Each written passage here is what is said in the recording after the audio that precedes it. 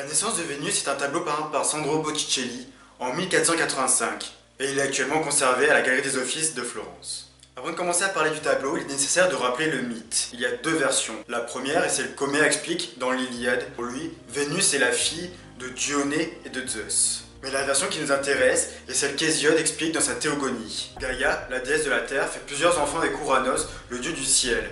Mais celui-ci refuse que ses enfants voient la lumière et les laisse cachés au sein de la terre. Gaïa, qui n'est pas très contente de ça, décide de se venger. Et pour cela, elle fabrique une faux qu'elle donne à son fils Cronos, le seul de ses enfants qui a décidé de se rebeller contre son père. Et un soir, où Ouranos veut s'unir à Gaïa, Cronos, qui était caché en quelque part, arrive et coupe les parties génitales de son père et les balance dans la mer. Et ces parties génitales ont provoqué une écume d'où est née Vénus. Vénus est le premier personnage qu'on regarde. Elle est encadrée par les autres figures. Le dieu du vent souffle pour que Vénus atteigne la terre. Et sur le rivage, une femme attend la déesse pour la revêtir d'un manteau. Il s'agit d'une des heures, sûrement celle du printemps. Ici, le manteau représente deux choses. C'est à la fois le vêtement avec lequel on va recouvrir l'enfant qui vient de naître, mais c'est aussi le symbole de l'état sauvage par rapport à la nudité de la déesse au monde civilisé, puisque le manteau est une fabrication humaine. Et dans le tableau, de nombreux éléments associent Vénus à la saison du printemps.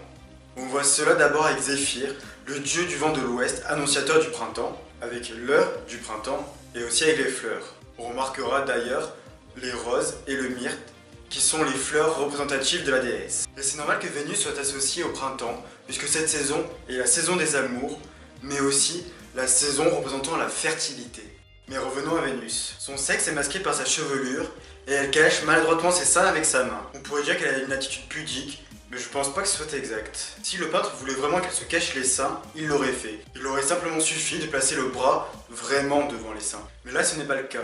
Là, il s'agit d'un jeu entre ce qu'elle cache et ce qu'elle laisse avoir. Et ce geste introduit une dimension érotique.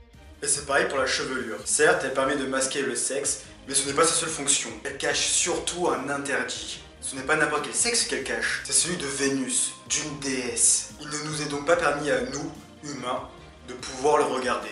Ce n'est pas pour rien qu'elle aurait ri menteuse aveugle après qu'il l'ait vue nue au bain. En nous cachant le plus intéressant et ce qui nous est interdit, Vénus devient un objet de fantasme. Mais il s'agit d'un érotisme discret. Elle n'est pas l'incarnation même du désir ou de la sensualité, comme on peut le voir dans d'autres tableaux. D'ailleurs, elle ne regarde même pas le spectateur, elle ne cherche même pas à nous attirer. Au contraire, à sa tête on dirait plutôt qu'elle est pensive. Et sa tête fait penser à celle de la Vierge, dans La Vierge à la Grenade, également peinte par Botticelli. Et Vénus est sur un coquillage.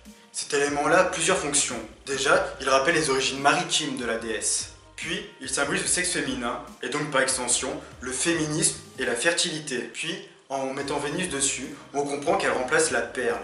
Cette perle, à l'époque, était symbole d'amour, de féminité, de beauté.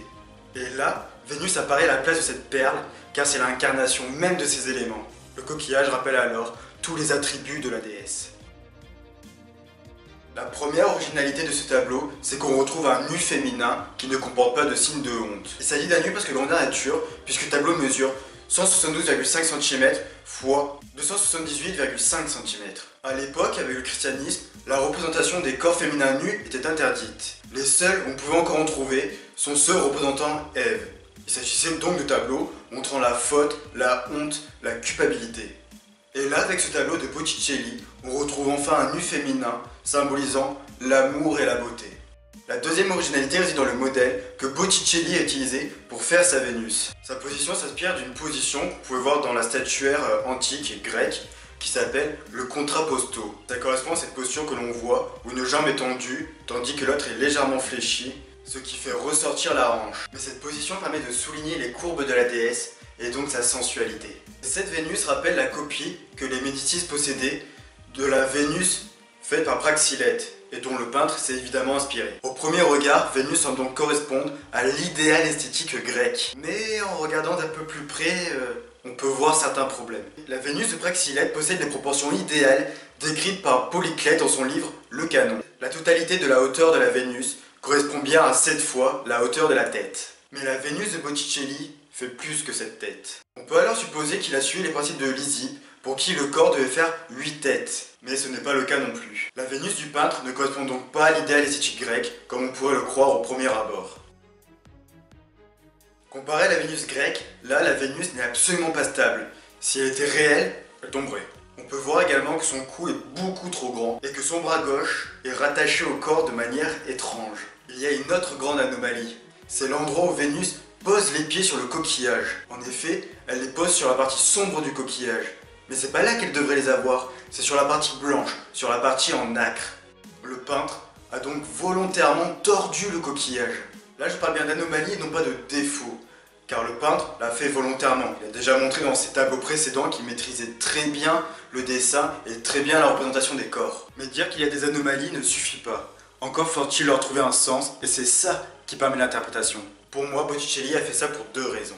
La première est pour montrer que le spectateur est obnubilé par la déesse. Nous sommes tellement obnubilés par elle que nous oublions de prendre du recul. Inconsciemment, nous nous disons, c'est Vénus, c'est la déesse de l'amour, de la beauté, elle est forcément parfaite. La seconde sert à montrer qu'avec Vénus, la déesse de la beauté, même les erreurs deviennent perfection. Et c'est vrai, quand nous découvrons le tableau, nous ne sommes pas frappés par les anomalies, nous ne disons pas mais quelle horreur, c'est quoi ça? Au contraire, nous le trouvons très beau, très bien réalisé. La déesse parvient donc à nous fasciner et à faire naître la beauté malgré les imperfections.